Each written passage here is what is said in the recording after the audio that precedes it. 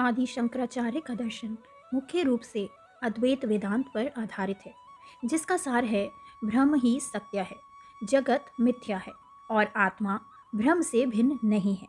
उनके जीवन और शिक्षाओं का केंद्र ज्ञान प्राप्ति, आत्मा परमात्मा की एकता की अनुभूति और मोक्ष है, जिसे वे तप, ध्यान, मनन और उपनिषदों, ब्रह्म सूत्रों पर लिखे भाष्यों के माध्यम से प्राप्त करने पर जोर देते हैं, जो वैदिक दर्शन को पुनर्जीवित करता है। चलिए जानते हैं आदि शंकराचार्य के कुछ मुख्य दार्शनिक सिद्धांत। पहला, ब्रह्म आत्मा की एकता। उनका केंद्रीय विचार है कि आत्मिक वास्तविकता ब्रह्म और व्यक्तिगत आत्मा से मूलतः एक ही है। जो भेद दिखता है वह अज्ञान के कारण है। दूसरा, माया। यह संसार जिसे हम इंद्रियों से अनुभव करते हैं एक माया है, जो भ्रम पर आरोपित होती है लेकिन सत्य नहीं। तीसरा, ज्ञान। मोक्ष पाने के लिए केवल कर्म या भक्ति ही नहीं, बल्कि ब्रह्म और आत्मा की एकता का सच्चा ज्ञान आवश्यक है।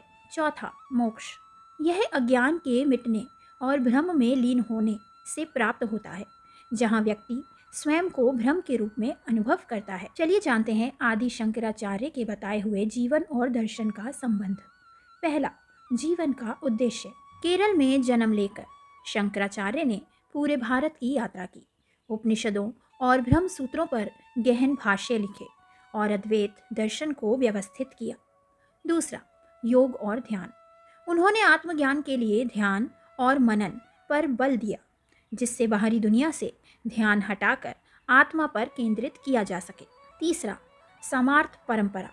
उन्होंने पंचायतन पूजा, शिव, विष्णु, देवी, सूर्य, गणेश की पूजा को बढ़ावा दिया, जिससे विभिन्न भक्ति परंपराओं में समन्वय स्थापित हो सके।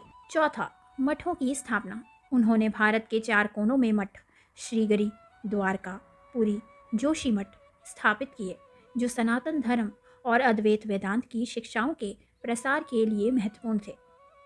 संक्षेप में आदि शंकराचार्य ने अपने जीवन और शिक्षाओं के माध्यम से अद्वैत वेदांत को पुनर्जीवित किया, ज्ञान को परम मार्ग बताया और आत्मा परमात्मा की एकता पर जोर दिया, जिससे भारतीय दर्शन और आध्यात्मिकता को एक नई दिशा मिली।